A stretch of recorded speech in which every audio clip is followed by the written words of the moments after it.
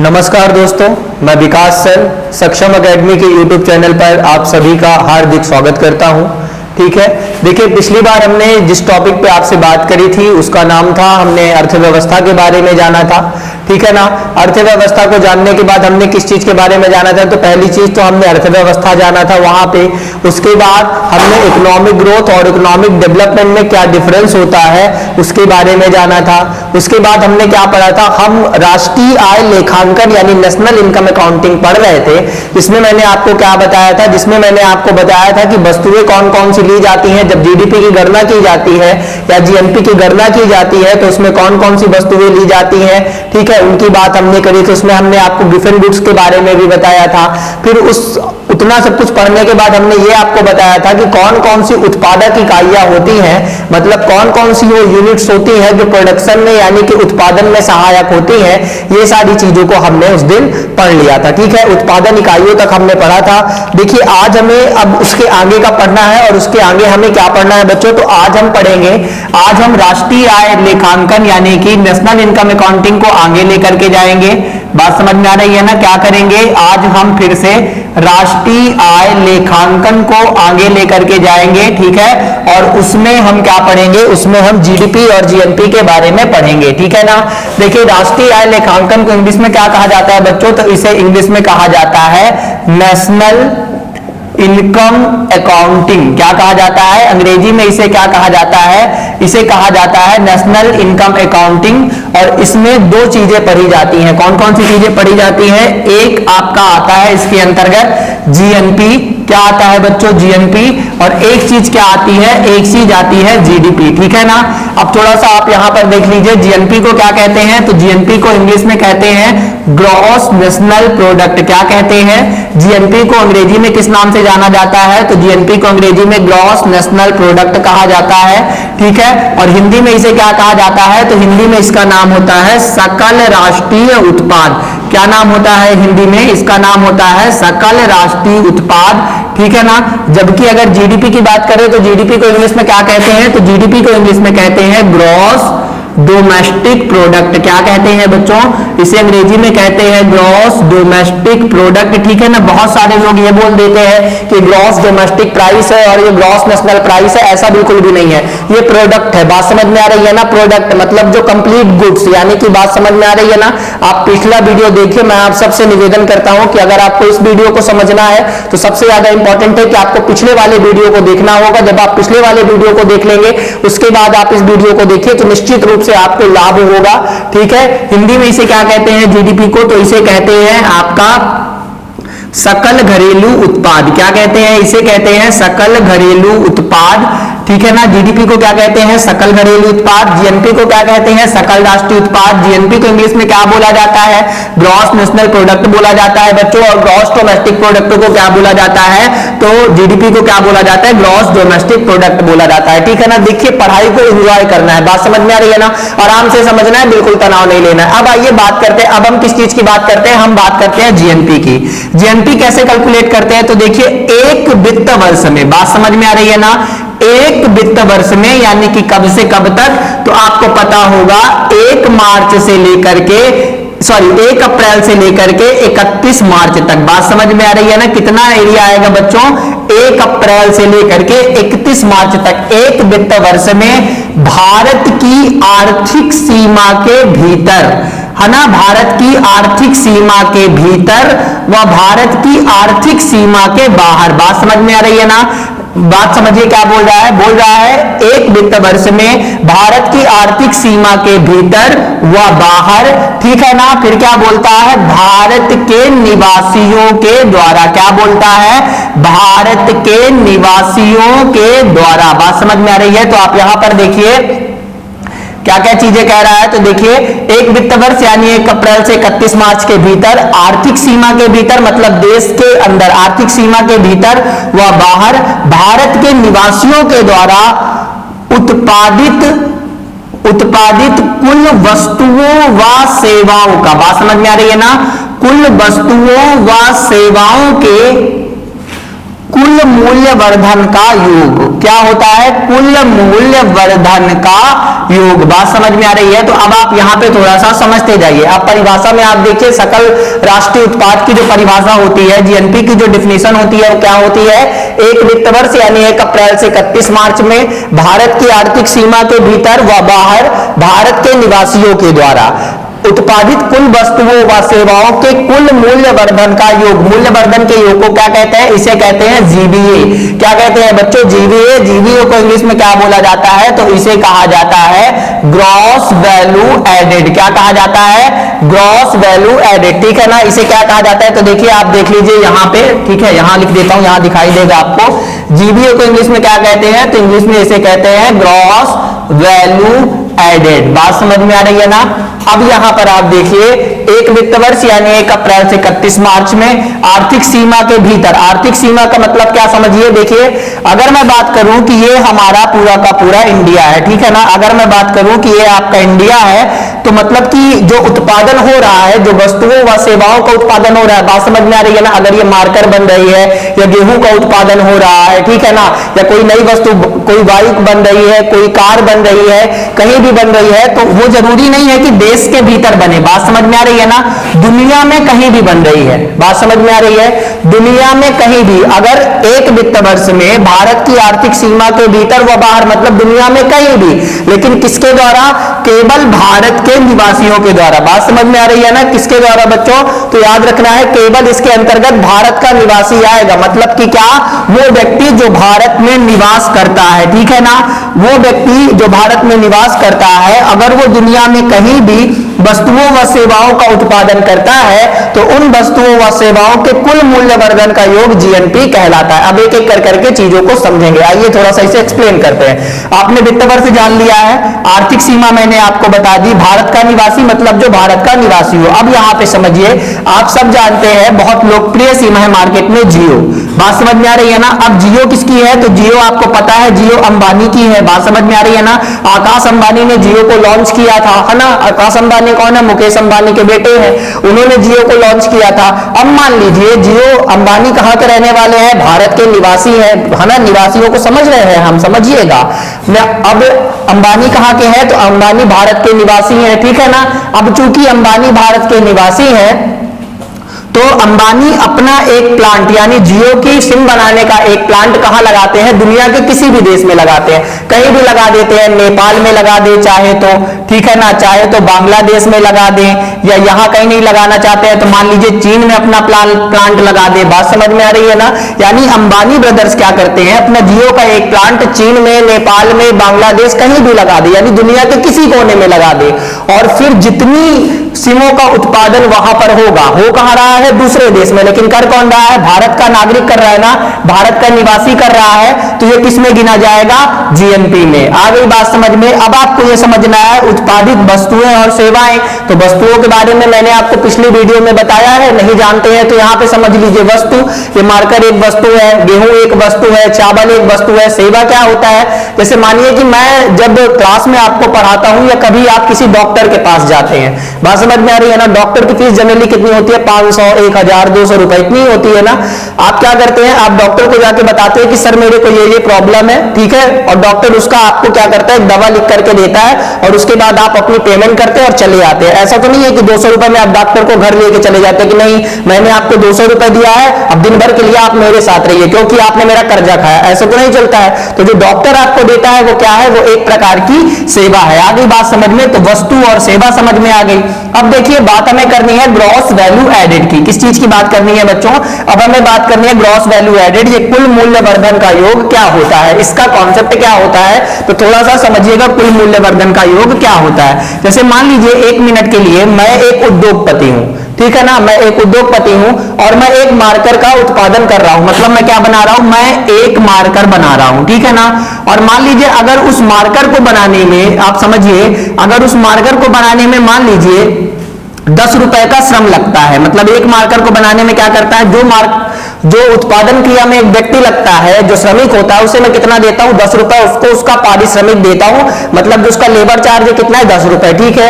उसके बाद मैं क्या करता हूं, मैं 2 रुपए का कच्चा माल यूज करता हूं, मतलब कि मैं इंक और प्लास्टिक यूज करता हूं, कितने का, आप समझिए 2 रुपए का मैंने क्या यूज किया, इंक यूज किया और प्लास्टिक यूज किया। कितने का यूज किया बच्चों, 2 रुपए का इंक और प्लास्टिक यूज किया, 10 रुपए का श्रम यूज किया, ठीक है। और मान लीजिए 3 रुपए की, चूंकि अब मशीन ही ये काम करेगी, तो मशीन किसी न किसी माध्यम से तो चलेगी, या तो डीजल पेट्रोल से चलेगी, या तो कोई मनुष्य से चलाएगा तो वो लेबर चार्ज लेगा, या तो फिर हम उसे इलेक्ट्रिसिटी से चलाएंगे। तो अगर इलेक्ट्रिसिटी से उसे चलाते हैं तो मान लीजिए 3 रुपए किसका खर्चा आता है, 3 रुपए खर्चा आता है किस चीज का, तो बिजली का खर्चा आ जाता है। बिजली का बिल कितना आ जाता है, 3 रुपए। तो मार्कर कुल कितने रुपए में बनी, आप देखिए 10 रुपए का श्रम लगा, 2 रुपए की इंक और प्लास्टिक यानी कि कच्चा माल लगा, 3 रुपए की बिजली लगी, तो मार्कर कुल कितने रुपए में बन करके तैयार हो गई, 15 रुपए में, ठीक है। अब मैं चूंकि उद्योगपति हूं, मैं जानता हूं कि 15 रुपए खर्च किए हैं मैंने एक मार्कर के निर्माण करने के लिए, उसका उत्पादन करने के लिए, तो सीधी सी बात है बच्चों, मैं 15 रुपए में तो उसे बेचूंगा नहीं, तो मैं क्या करूंगा, मैं थोड़ा ज्यादा में उसे बेचने का मतलब बेचने का प्रयास करूंगा, तब ना मुझे भी थोड़ा सा लाभ होगा। ऐसा तो नहीं है कि मैं 15 में बना रहा हूं, 14 में बेच दूं, 12 में बेच दूं, तो फिर इसका मतलब मेरी फैक्ट्री तो इस तरह में बैठ जाएगी। तो मैं क्या करूंगा, मैं उस चीज को मार्केट में बेचूंगा कितने में, मान लीजिए मैं 10 रुपए अपने ऐड कर देता हूं प्रॉफिट, और मार्कर को कितने रुपए में बेचता हूं, एक मार्कर की कीमत कर देता हूं 25 रुपए। बात समझ में आ रही है, ये जो मार्कर की 25 रुपए कीमत है, ये क्या है, ये फाइनल प्राइस है, यानी कि क्या है बच्चों, आपको याद रखना है, ये इस मार्कर का अंतिम मूल्य है, ठीक है। अब देखिए, जब कभी भी हम जीबीए निकालते हैं तो जीबीए यानी कि कुल मूल्य वर्धन का योग कैसे निकाला जाता है, तो जीबीए बराबर कर दिया जाता है अंतिम मूल्य, है ना, अंतिम मूल्य माइनस कुल लागत। बात समझ में आ रही है ना बच्चों, क्या कर दिया जाता है, अंतिम मूल्य में कुल लागत को घटा देते हैं तो हमें जीबीए मिल जाता है। अब अंतिम मूल्य कितना था, 25 रुपए था, कुल लागत कितनी थी आपने देखी ना, 10 रुपए का श्रम, 2 रुपए का इंक और 3 रुपए की बिजली, तो कितना हो गया, 15 रुपए। इस तरीके से अगर आप देखेंगे तो जीबीए कितना हो गया बच्चों, ग्रॉस वैल्यू एडेड कितना हो गया, तो ये हो गया आपका 10 रुपए। बात समझ में आ रही है ना, ग्रॉस वैल्यू एडेड कितना हो गया, तो ग्रॉस वैल्यू एडेड हो गया आपका 10 रुपए हो गया, ठीक है ना। तो देखिए, जब अब मैं समझा रहा हूं क्या, देखिए जब भी कभी भी किसी वस्तु या सेवा का उत्पादन किया जाता है तो उसका टोटल मूल्य नहीं गिना जाता, मतलब जो उसमें लागत लगती है उसे नहीं गिना जाता, बल्कि क्या किया जाता है, जो अंतिम मूल्य होता है उसमें लागत को घटा दिया जाता है, तो जो फाइनल मूल्य हमें मिलता है उसे हम क्या कहते हैं बच्चों, जीवीए कहते हैं। क्या कहते हैं, जीवीए। तो समझिए सकल राष्ट्रीय उत्पाद क्या होता है, एक वित्त वर्ष में भारत की आर्थिक सीमा के भीतर या बाहर भारत के निवासी यानी भारत के निवासियों के द्वारा, बात समझ में आ रही है ना, वो भारत का निवासी हो पर दुनिया में कहीं भी उत्पादन कर रहा हो, अमेरिका में उगा रहा हो, है ना, या दक्षिण अफ्रीका के जोहान्सबर्ग में अपनी फैक्ट्री लगा करके बैठा हो, या बुरुंडी में अपनी फैक्ट्री, कहीं भी दुनिया के किसी भी कोने में अगर वो किसी वस्तु का उत्पादन कर रहा है वो भारत का नागरिक है, ठीक है ना। तो जितनी वस्तुओं और सेवाओं का उत्पादन करेगा उसका जो कुल मूल्य वर्धन का योग होगा, जिसे हम कैसे निकालते हैं, जिसे हम अंतिम मूल्य में कुल लागत को घटा करके निकालते हैं, तब जो हमें प्राप्त हो जाएगा वो क्या कहलाएगा, जीबीए। आ गई बात समझ में। इस तरीके से जब हम सकल राष्ट्रीय उत्पाद को जोड़ते हैं तो हम इस तरीके से सकल राष्ट्रीय उत्पाद को कैलकुलेट करते हैं। आ गई बात समझ में। तो बच्चों आपके समझ में आया ना कि सकल राष्ट्रीय उत्पाद कैसे निकालते हैं, एक वित्त वर्ष में भारत की आर्थिक सीमा के भीतर या बाहर या दुनिया में कहीं भी आप कह सकते हैं, उत्पादित भारत के निवासियों के द्वारा उत्पादित कुल वस्तुओं व सेवाओं के कुल मूल्य वर्धन का योग क्या कहलाता है, जीएनपी यानी कि ग्रॉस नेशनल प्रोडक्ट कहलाता है। बात समझ में आ रही है ना, क्या कहलाता है, ग्रॉस नेशनल प्रोडक्ट कहलाता है। समझिएगा, जैसे जीएनपी को जाना वैसे हम जीडीपी को जानेंगे, ठीक है ना, और जो डिफरेंसेस है वो देखेंगे। देखिए फिर से क्या वही कहानी है, एक वित्त वर्ष में, बात समझ में आ गई ना, एक वित्त वर्ष मतलब 1 अप्रैल से लेकर के 31 मार्च तक। आ गई बात समझ में।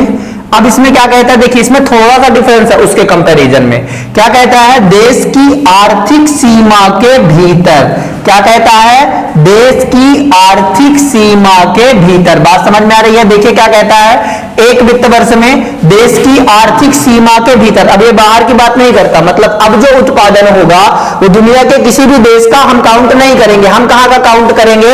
हम काउंट करेंगे बच्चों कि अगर किसी वस्तु का उत्पादन भारत की भौगोलिक सीमा के भीतर, यानी यहां कहीं पर भी, मान लीजिए रीवा में हो जाए, सतना में हो जाए, कच्छ में हो जाए, बंबई में हो जाए, कलकत्ता में हो जाए, है ना, या मान लीजिए मेघालय में कहीं हो जाए, कहीं भी हो जाए, बात समझ में आ रही है, लेकिन कहां हो? भारत की आर्थिक सीमा के भीतर, एक वित्त वर्ष में भारत की आर्थिक सीमा के भीतर, ठीक है ना, भारत के निवासियों व गैर निवासियों के द्वारा, बात समझ में आ रही है ना, भारत के निवासियों व गैर निवासियों के द्वारा भारत में उत्पादित, है ना, भारत में उत्पादित वस्तुओं एवं सेवाओं के, क्या बोल रहा है? भारत में उत्पादित वस्तुओं व एवं सेवाओं के कुल मूल्य वर्धन का योग, बात समझ में आ रही है? देखिए फिर से वही कहानी है, कुल मूल्य वर्धन का योग क्या कहलाता है? जीडीपी कहलाता है। अभी तो मैंने लिखा है, अभी तो मैं एक्सप्लेन करूंगा, बात समझ में आ रही है ना, तो तनाव नहीं लेना, अभी तो मैंने लिखा है, अभी मैं एक्सप्लेन करूंगा, तो आइए देखिए मजा आएगा। एक वित्त वर्ष यानी कि 1 अप्रैल से 31 मार्च तक, थोड़ा सा बच्चा कंफ्यूज हो जाएगा ये कैसे है, तो 1 अप्रैल से मतलब समझना है, 1 अप्रैल 2020 से मान लीजिए शुरू करते हैं और कब तक लेकर के जाते हैं? 31 मार्च 2021 तक, मतलब एक वित्त वर्ष यानी कि एक वर्ष में, ठीक है। देश की आर्थिक सीमा के भीतर मतलब क्या बच्चों? देश की आर्थिक सीमा के भीतर मतलब देश के भीतर, देश के बाहर नहीं, याद रखिए, बार बार मैं कह रहा हूं, देश के भीतर, ठीक है ना, देश के भीतर भारत के निवासियों या गैर निवासियों के द्वारा। यहां पे कॉन्सेप्ट समझिएगा, जैसे मान लीजिए एक कंपनी है एप्पल, ठीक है ना, एप्पल अपना एक प्लांट कहां लगाती है? रीवा में। एप्पल अपना प्लांट कहां लगाती है? मान लीजिए रीवा में लगाती है, भोपाल में लगाती है, जैसलमेर, कहीं पे भी लगाती है, और एप्पल अपना प्लांट लगा करके रीवा में वस्तुओं का उत्पादन करती है, तो चूंकि अब जो एप्पल का जो मालिक होगा वो तो देश का नागरिक होगा नहीं, वो तो गैर निवासी होगा, लेकिन उत्पादन कहां कर रहा है? भारत में कर रहा है ना बच्चों, वो है तो नहीं ना भारत का नागरिक, पर उत्पादन कहां कर रहा है? उत्पादन देश में कर रहा है ना, तो निवासी तो समझ गए, ठीक है, गैर निवासी तो आपने समझ लिया, अब निवासी कौन होगा? तो निवासी में समझ लीजिए, निवासियों में कौन होगा? तो देखिए निवासियों में जैसे कि मैं हो गया, ठीक है ना, जैसे मान लीजिए मेरे पिताजी हैं, अगर मान लीजिए मेरे पिताजी कहीं पर, मेरे पिताजी का एक खेत है और मेरे पिताजी अपने खेत में मान लीजिए गेहूं का उत्पादन करते हैं, बात समझ में आ रही है, मेरे पिताजी अपने खेत में अगर गेहूं का उत्पादन करते हैं और वो गेहूं का उत्पादन अगर 1 अप्रैल से 31 मार्च 2021 के बीच में होता है और देश की आर्थिक सीमा के भीतर होता है, तो किसमें लिया जाएगा? जीडीपी में लिया जाएगा, ठीक है ना। वस्तुएं और सेवाएं आपने समझ ली। अब क्या बोलता है? बोलता है कुल मूल्य वर्धन का योग, यानी टोटल जीवीए। क्या कहता है? टोटल जीवीए, जिसे इंग्लिश में क्या कहते हैं बच्चों? Gross value added. क्या कहते हैं? ग्रॉस वैल्यू एडेड, ठीक है। ये क्या होता है? आइए फिर से यहां पे मैं थोड़ा सा एक्सप्लेन कर दूं, एक बार और एक्सप्लेन कर दूंगा ना तो जिंदगी भर के लिए आपके दिमाग में छप जाएगा, फिर कभी भी डिलीट नहीं होने वाला, मतलब उस मेमोरी में जाएगा कि जहां से डिलीट का ऑप्शन ही नहीं है। अब ग्रॉस वैल्यू एडेड क्या होता है? तो देखिए, जैसे मान लीजिए मैंने आपको मार्कर का एग्जांपल दिया था, फिर से मार्कर समझिए। एक मार्कर का उत्पादन मैं कर रहा हूं और मान लीजिए उस मार्कर को बनाने के लिए मैं 10 रुपए का श्रम यूज करता हूं, मतलब 10 रुपए का लेबर मैंने यूज किया। उसी मार्कर को बनाने के लिए मान लीजिए मैंने 2 रुपए का इंक और प्लास्टिक यूज किया, बात समझ में आ रही है ना। इंक और प्लास्टिक मैंने 2 रुपए का यूज किया और उसी मार्कर को बनाने के लिए मान लीजिए मैंने 3 रुपए की बिजली का, मतलब कि 3 रुपए की बिजली लगी उस मार्कर को बनाने में, ठीक है। अब मैं प्रमुख रूप से मैं ही उद्योगपति हूं जो उत्पादन कर रहा हूं, ठीक है। उत्पादन में कितना पैसा लगा मेरा? 10 रुपए का श्रम, 2 रुपए की इंक और 3 रुपए की बिजली, यानी कि जो मेरी लागत होगी वो कितनी आएगी? तो लागत देखिए 10 रुपए का श्रम, 2 रुपए की इंक और 3 रुपए की बिजली बराबर कितनी आ जाएगी? तो मेरी जो कुल लागत आएगी वो कितनी आ जाएगी? 15 रुपए। आ गई बात समझ में। तो जो मैंने उत्पादन किया उसमें जो टोटल कॉस्ट आ रही है, तो टोटल कॉस्ट है वो कितनी है? आपको समझ में आ जाएगा कितनी है? 15 रुपए, ठीक है ना। अब अगर मान लीजिए, अब सीधी सी बात है, मैंने 15 रुपए में तो बनाया, मैं 15 में तो बेचूंगा नहीं, मैंने पहले ही आपको बता दिया, मैं बेचूंगा किसमें? थोड़ा सा ज्यादा। तो मैं कितने में बेचूंगा? मान लीजिए मैं बेच रहा हूं 5 रुपए फायदा कमाने के लिए, ठीक है। तो टोटल कितने में मैंने बेचा? 20 रुपए में उसको बेचा, और जो 20 रुपए में मैंने बेचा तो ये क्या है? उस वस्तु का अंतिम मूल्य है, यानी उसका फिनिश्ड प्राइस है। बात समझ में आ रही है? कितने में बेचा मैंने? 15 में बनी, 20 में बेचा। तो ग्रॉस वैल्यू एडेड कैसे निकाला जाता है? तो जीवीए निकालने का जो तरीका होता है बच्चों, यानी कुल मूल्य वर्धन के योग को निकालने का तरीका क्या होता है, क्या कैसे निकाला जाता है? तो अंतिम मूल्य में, है ना, अंतिम मूल्य में क्या माइनस कर दिया जाता है? अंतिम मूल्य में जब कुल लागत को घटा दिया जाता है तो जीवीए आ जाता है। अंतिम मूल्य कितना है? 20 रुपए।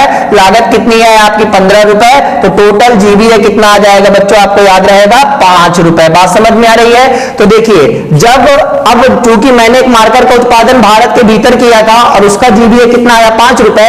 तो जब मैं जीडीपी का मूल्यांकन करूंगा तो वहां पे ये लागत को नहीं गिनेंगे, हम लागत को घटा करके कितना गिनेंगे?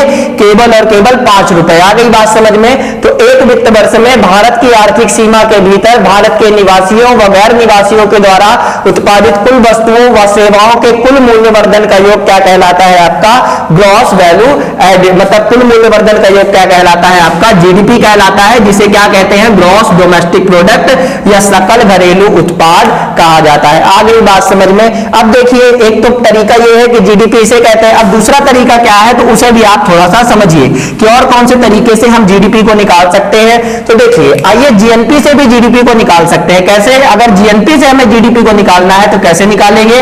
देखिए, अगर मान लीजिए हमें जीडीपी निकालना है किससे? जीएनपी से। तो जीएनपी में माइनस कुल विदेशी आय को कर देंगे तो क्या आ जाएगा? जीडीपी आ जाएगा। कैसे आ जाएगा? थोड़ा सा देखना, ये तो सूत्र है और कैसे निकालते हैं, फॉर्मूला है ये, कैसे निकालते हैं वो समझिए।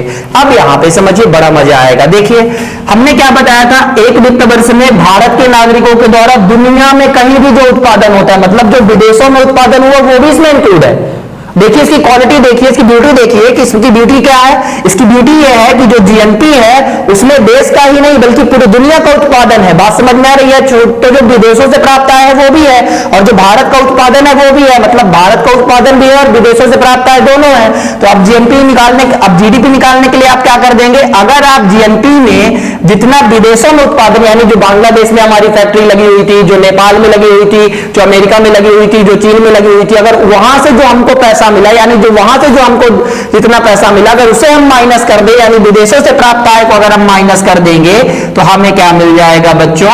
हमें मिल जाएगा जीडीपी। एक मिनट के लिए सोचिए, अगर मान लीजिए भारत का जो टोटल जीएनपी है वो कितना है? 17,000 रुपए। कितना है टोटल जीएनपी? मतलब क्या होता है, भारत के भीतर भी और बाहर भी, वो कितना है? 17,000 रुपए। और अगर उस 17,000 में से हमको ये पता है कि विदेशी आय कितनी है? 7,000 रुपए। आ गई बात समझ में? तो जीडीपी कितना आ जाएगा? आप देखिए, जीएनपी कितना था? 17,000, विदेशी आय कितनी आई? 7,000। हमें जीडीपी निकालना था, मतलब भारत के भीतर का निकालना था। तो 17 में 7 जाएगा, कितना बचेगा? 10,000 रुपए। तो ये आपका क्या हो गया? ये हो गया हमारा जीडीपी। आ गई बात समझ में? तो ये क्या हो गया बच्चों? ये हो गया हमारा। देखिए बच्चों, अभी हमने जीडीपी और जीएनपी को पढ़ा, अब उसको आगे बढ़ाते हैं, ठीक है? अब देखिए, सन 2015 में एक समिति बनी थी, जिस समिति का नाम क्या था? प्रणव सेन समिति। क्या नाम था? एक समिति बनाई गई थी गवर्नमेंट ऑफ इंडिया के द्वारा जिसका नाम था प्रणव सेन समिति। और इस समिति ने क्या कहा था? 2015 में यह समिति बनी थी और इस समिति ने क्या कहा था बच्चों? तो आपको याद रखना है, इस समिति ने कहा था कि जो भारत की राष्ट्रीय आय की गणना है, बात समझ में आ रही है? जो भारत की राष्ट्रीय आय की गणना जो अब तक किस पे की जाती थी? साधन लागतों पर की जाती थी। किस पे की जाती थी? साधन लागतों पर। अब उसे साधन लागतों पर ना ज्ञात करके किस पे ज्ञात किया जाएगा? बाजार मूल्यों पर। बात समझ में आ रही है? तो अब ये क्या होता है? साधन लागत और बाजार मूल्यों में क्या डिफरेंस होता है? देखिए, एक कमेटी बनी थी सन 2015 में, प्रणव सेन समिति बनी थी जिसकी अध्यक्षता प्रणव सेन ने करी थी, ठीक है ना? ये प्रणव मुखर्जी नहीं है, याद रखना, कंफ्यूज नहीं होना। ये प्रणव मुखर्जी नहीं है, प्रणव सेन है। और उन्होंने क्या कहा था कि अब तक जो राष्ट्रीय आय की गणना हमने साधन लागतों पर की थी, वो साधन लागतों पर ना करके अब हमें किसमें करना है? बाजार मूल्यों पर। साधन लागत को क्या कहते हैं? इसे कहते हैं फैक्टर कॉस्ट। और ये जो आपका बाजार मूल्य है इसे क्या कहते हैं? इसे कहते हैं मार्केट प्राइस। आइए इनमें डिफरेंसेस समझ लेते हैं। देखिए, जब कुल उत्पादन हुआ, मैंने आपको बताया ना, आप चाहे जीएनपी को ले ले यानी दुनिया भर में कहीं भी उत्पादन, या तो आप जीडीपी को ले ले यानी कि देश में कहीं उत्पादन और जीएनपी में दुनिया भर में कहीं उत्पादन।